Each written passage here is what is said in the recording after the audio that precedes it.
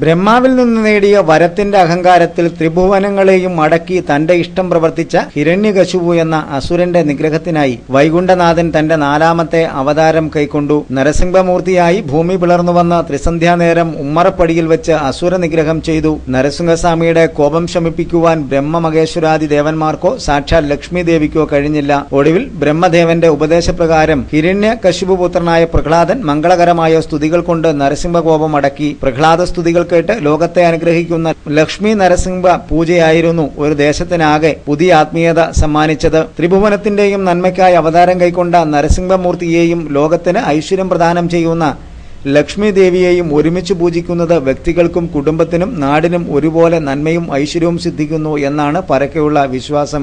ഈ മഹത് കർമ്മത്തിൽ പങ്കെടുക്കാൻ നൂറുകണക്കായ ഭക്തരാണ് കോഴ നരസിംഹസ്വാമി ക്ഷേത്രത്തിലേക്ക് എത്തിച്ചേർന്നത്. ക്ഷേത്രം തന്ത്രി അനിൽ മനയത്താറ്റില്ലത്ത്, ക്ഷേത്ര മേൽശാന്തി സുരേഷ് വഴുതായിക്കാട്ടില്ലം എന്നിവരുടെ കാർമ്മികത്വത്തിലായിരുന്നു ക്ഷേത്ര ചടങ്ങുകൾ.